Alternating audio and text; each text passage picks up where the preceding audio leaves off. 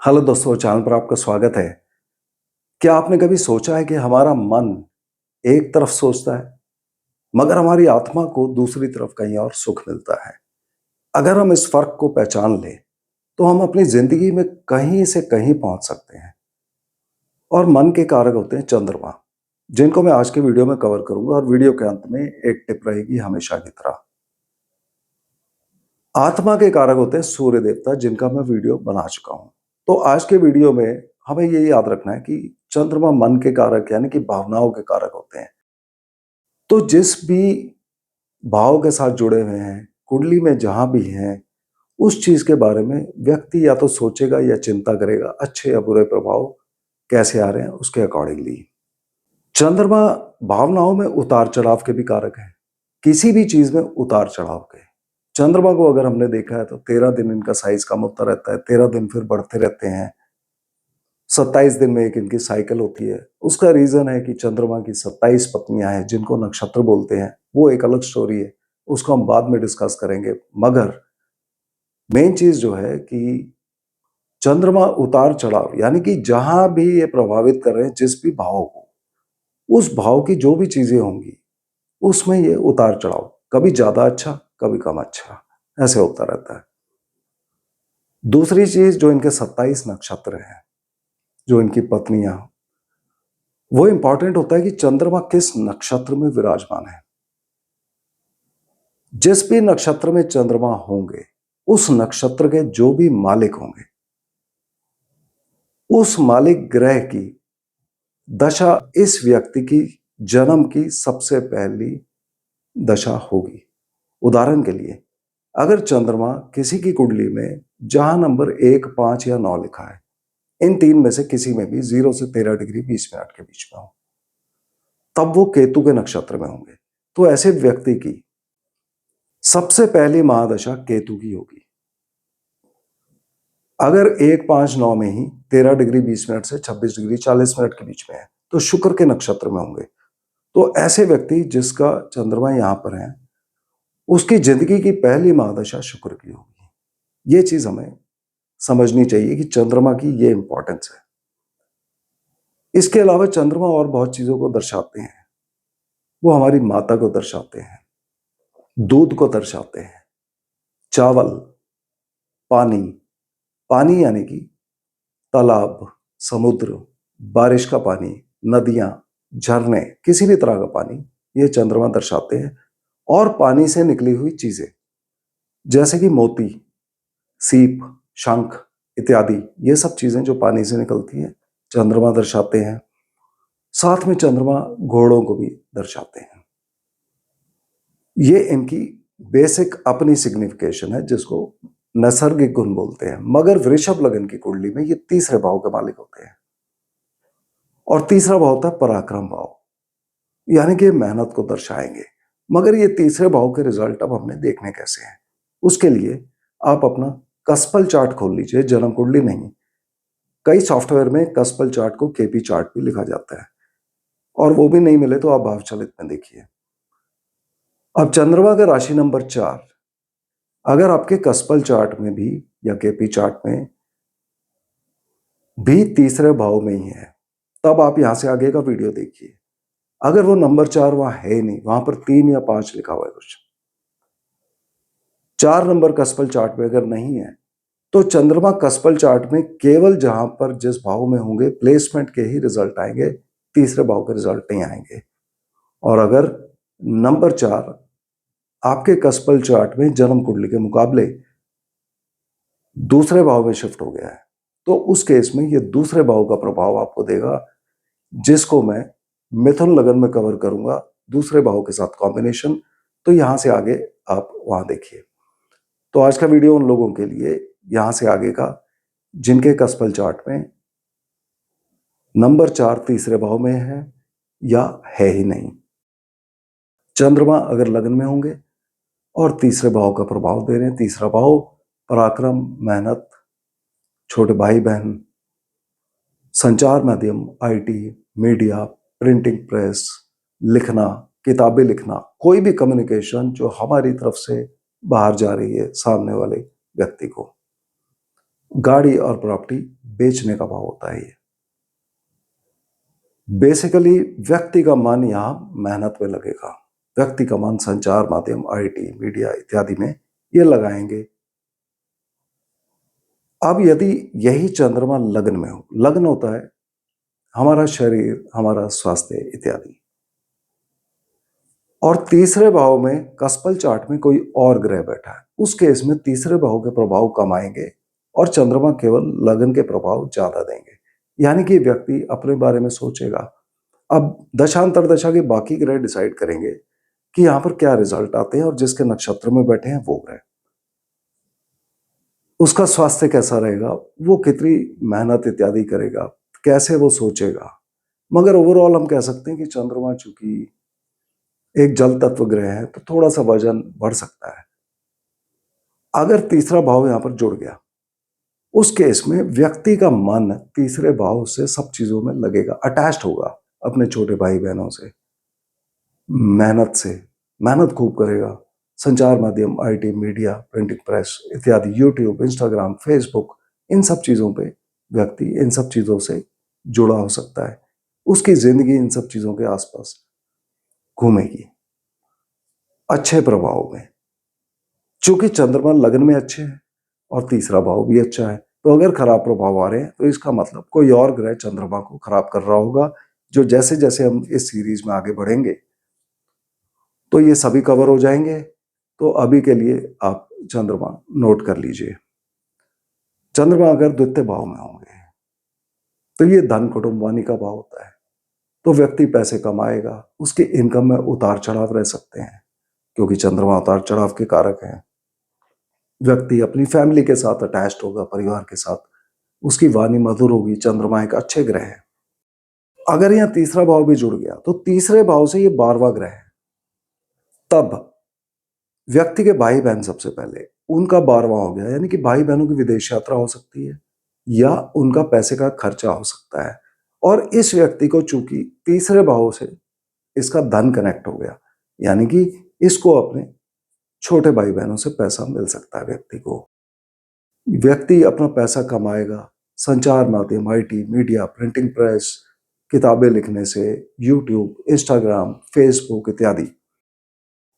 व्यक्ति का पैसा गाड़ी और प्रॉपर्टी बिकने से भी आ सकता है।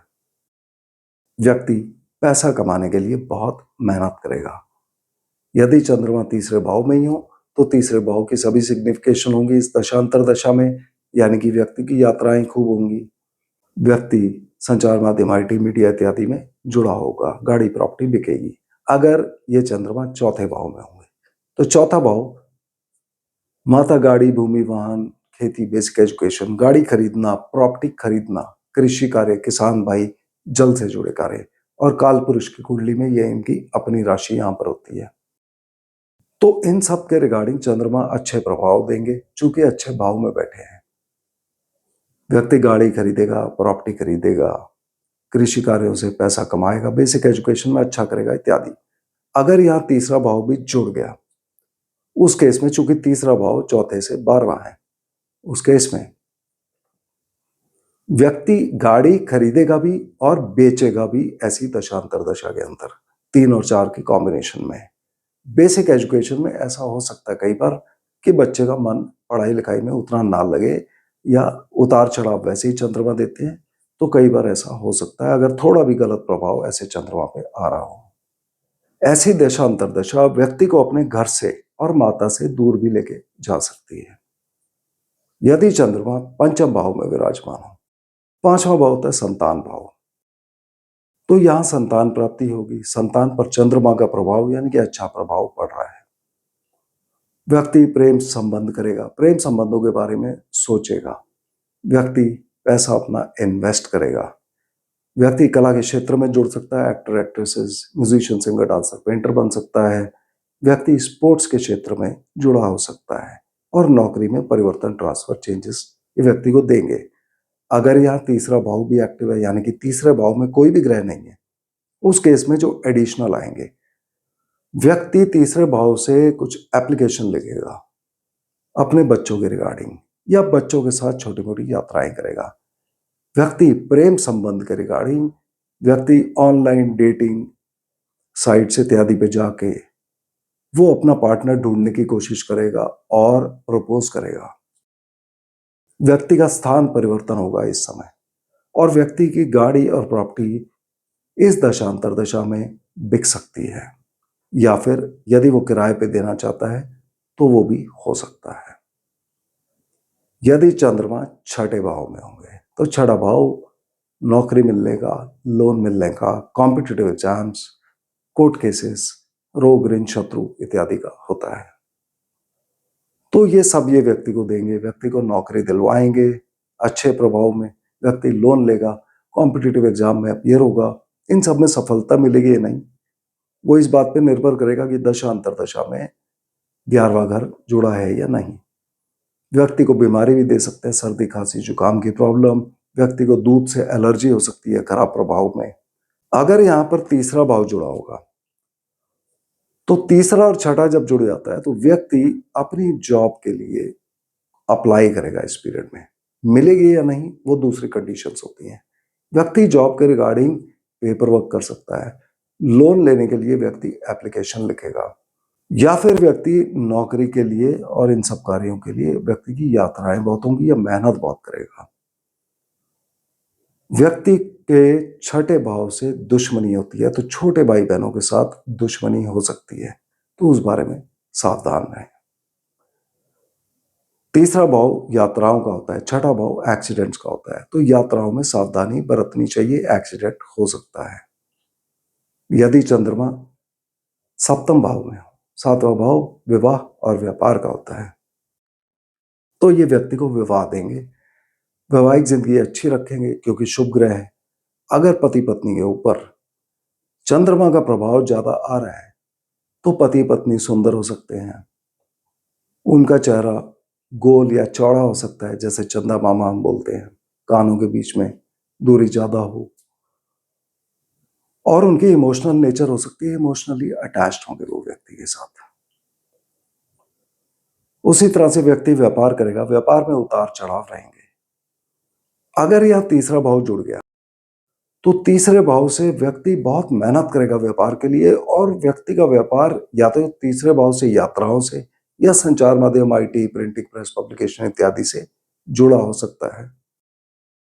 विवाह के रिगार्डिंग ऐसी दशा अंतरदशा में व्यक्ति ऑनलाइन जाएगा, मैरिज साइट्स पे जाएगा, अपनी सीवी वहां पर डालेगा, अप्लाई करेगा, एडवर्टाइजिंग करेगा, अपनी शादी की बेसिकली दूसरे लोगों को प्रपोजल भेजेगा, और पति पत्नी के साथ या बिजनेस में, बिजनेस के रिगार्डिंग या बिजनेस में पार्टनर के साथ इनकी यात्राएं हो सकती हैं। यदि ये चंद्रमा अष्टम भाव में हुए तो आठवां भाव खराब प्रभाव देता है, कष्ट का भाव होता है, परेशानी।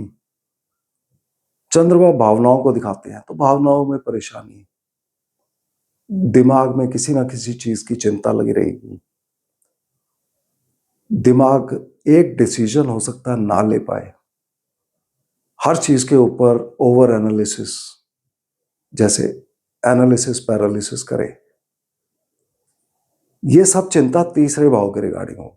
मगर आठवां भाव फैक्ट्री और प्रोडक्शन भी देता है तो वहां भी जोड़ सकते हैं, या फिर कष्ट से जुड़े हुए कार्य जैसे कि इंश्योरेंस, ग्रेचुइटी के काम, इंश्योरेंस के काम, सिक्योरिटी फोर्सेस, सर्जरी के काम इत्यादि, उन सब कामों में व्यक्ति हो सकता है।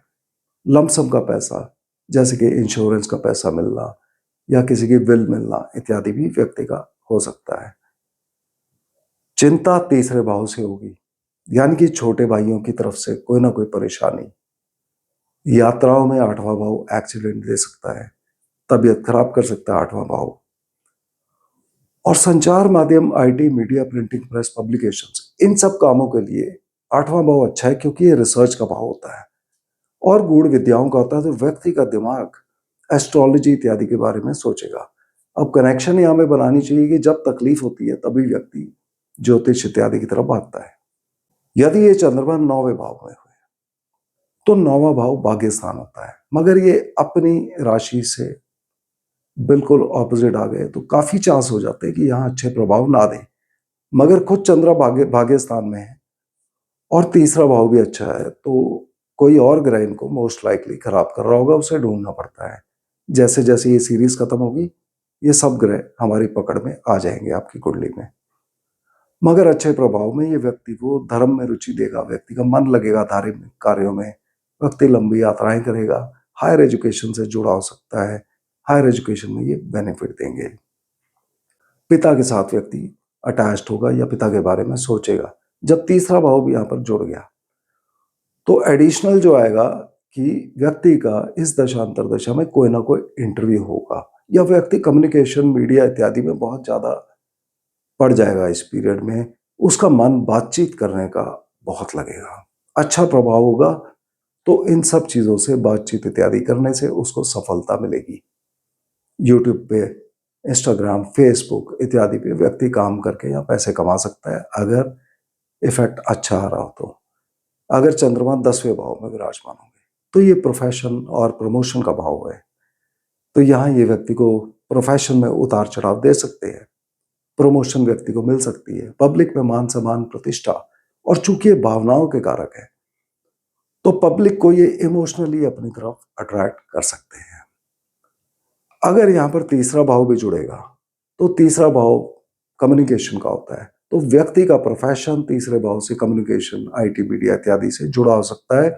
या फिर ऐसा हो सकता है व्यक्ति अपनी प्रमोशन के लिए या अपने काम के रिगार्डिंग बहुत ज्यादा पेपर वर्क करे या कोई एप्लीकेशन लिखे, या ऐसा हो सकता है कि व्यक्ति का प्रोफेशन छोटी मोटी यात्राओं से जुड़ा हो या उसको यात्राएं बहुत करनी पड़ती हैं।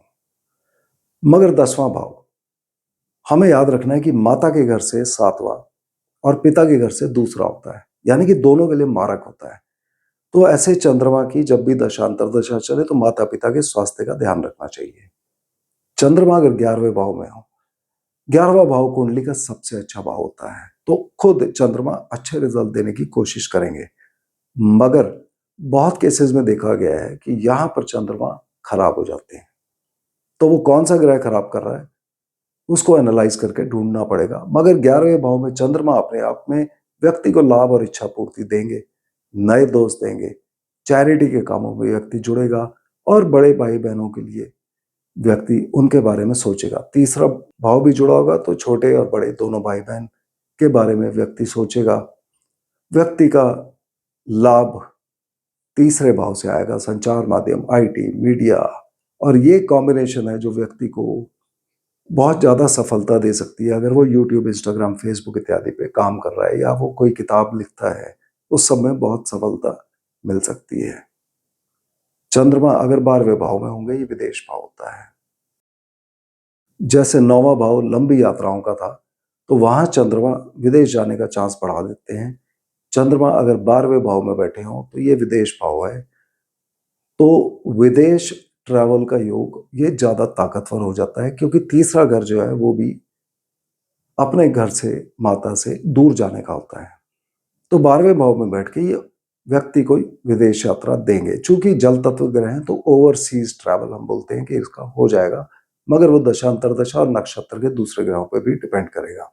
व्यक्ति यहाँ खर्चा भी करेगा, उसका मन लगेगा खर्चा करने में, व्यक्ति लोन या ईएमआई वापस करेगा, मगर व्यक्ति के मन में कहीं ना कहीं कमजोरी की फीलिंग भी ये देंगे। 12वां भाव कमजोरी देता है और सर्दी, खांसी, जुकाम इत्यादि की प्रॉब्लम भी दे सकते हैं। जब ये तीसरे भाव से भी जुड़ गया, तीसरा भाव में अगर कोई ग्रह नहीं है तो विदेश जाने का योग बहुत ज्यादा ताकतवर हो जाएगा यहाँ पर। और व्यक्ति तीसरे भाव की चीजों के रिगार्डिंग खर्चे कर सकता है, यानी कि छोटे भाई बहनों के ऊपर खर्चा, या छोटे भाई बहनों की तरफ से कोई परेशानी, संचार माध्यम, आईटी, मीडिया, प्रिंटिंग प्रेस इत्यादि, इन सब चीजों के ऊपर व्यक्ति खर्चा कर सकता है। या फिर 12वें घर से रात की नींद देखते हैं तो व्यक्ति पूरी रात यूट्यूब, इंस्टाग्राम, फेसबुक इन सब पे काम करके हो सकता है कि पूरी रात वो सोए ना या अपनी नींद खराब करे। तो ये 12 भाव में चंद्रमा के प्रभाव थे। अब ये सब चंद्रमा के प्रभाव कौन सी दशांतर दशा में आएंगे, क्या चंद्रमा की या किसी और ग्रह की, उसको अब आप अपनी जन्म कुंडली में क्रॉस चेक करिए। मैं 4 कंडीशन बताऊंगा, उनमें से जो भी कोई आपको मैच करती है उस दशांतर दशा में ये सब प्रभाव आएंगे। उसके लिए जन्म कुंडली में देखिए, जहां पर चंद्रमा के नक्षत्र हैं, इनके रोहिणी, हस्त और श्रवण, जहां नंबर 2, 6 और 10 लिखा है जन्म कुंडली में, इन 3 राशि में ये 3 नक्षत्र एक-एक पाए जाते हैं। अगर 2, 6 और 10 जहां लिखा है, यहां पे कोई भी ग्रह है, किसी में भी 10 डिग्री से लेके 23 डिग्री 20 मिनट के बीच में, तो वो ग्रह चंद्रमा के नक्षत्र में होगा और चंद्रमा खुद भी वहां हो सकते हैं। तो उस ग्रह को आप नोट कर लीजिए। अब 4 कंडीशन में पहली कंडीशन, अगर चंद्रमा इन 3 में से किसी जगह पर है, तब चंद्रमा अपने ही नक्षत्र में होंगे। तो चंद्रमा की दशा के लिए जिस ग्रह का नाम हम पहली लाइन में लिखते हैं, वो ग्रह जिसकी दशा चल रही हो, तो चंद्रमा का नाम पहली लाइन में और उसके आगे चंद्रमा के नंबर जो भी हमने कस्पल चार्ट में अभी डिस्कस किए वो नंबर आ जाएंगे, यानी कि वो प्रभाव आएंगे। दूसरी लाइन में ये ग्रह दशा वाला किसके नक्षत्र में है, हम उसको लिखते हैं। तो चंद्रमा खुद अपने ही नक्षत्र में है, तो दूसरी लाइन में चंद्र लिखिए और चंद्रमा के आगे आप 0 लिख दीजिए, क्योंकि इनके नंबर ऑलरेडी आ गए पहली लाइन में। अगर इन तीनों जगह पर 2, 6, 10 में कोई और ग्रह बैठा है किसी में भी, तो उस ग्रह की दशांतर दशा में भी चंद्रमा के रिजल्ट आएंगे। तो उस ग्रह की दशांतर दशा के लिए आप लिखिए उस ग्रह का नाम पहली लाइन में और उसके आगे उसके नंबर। अगर सूर्य है तो सूर्य के नंबर मैं बता चुका हूं, अगर कोई और ग्रह है वो आने वाली वीडियोस में कवर हो जाएगा। तो आपका कुंडली का एनालिसिस कंप्लीट हो जाएगा। और दूसरी लाइन में चूंकि ये ग्रह चंद्रमा के नक्षत्र में है, वहां चंद्रमा लिखिए और चंद्रमा के नंबर लिख दीजिए। अब ये हमें बताएगा कि जब भी इस ग्रह की दशांतर दशा चलेगी, वो ग्रह अपना प्रभाव दे या ना दे, वो चंद्रमा का असर जरूर देगा। तीसरी तरह की दशांतर दशा, चंद्रमा अगर इन 3 जगह से बाहर है और इन तीनों में से किसी में भी कोई एक ग्रह है, उस केस में जब भी चंद्रमा की दशांतर दशा चलेगी, चंद्रमा का नाम पहली लाइन में, आगे आप डैश लगा के ब्रैकेट में चंद्रमा के नंबर लिखेंगे, जो हमें याद दिलाएगा कि चंद्रमा के नंबर तो हैं ही ये, मगर चूंकि इनके नक्षत्र में कोई और ग्रह बैठा है और ये खुद अपने नक्षत्र के बाहर है, तो हो सकता है ये अपने यहाँ के प्रभाव कम दें और खुद जिसके नक्षत्र में बैठे हैं उसके प्रभाव ज्यादा दें। तो दूसरी लाइन में चंद्रमा जिस ग्रह के नक्षत्र में बैठे हैं, आप उसका नाम लिख दीजिए और उसके आगे उसके नंबर।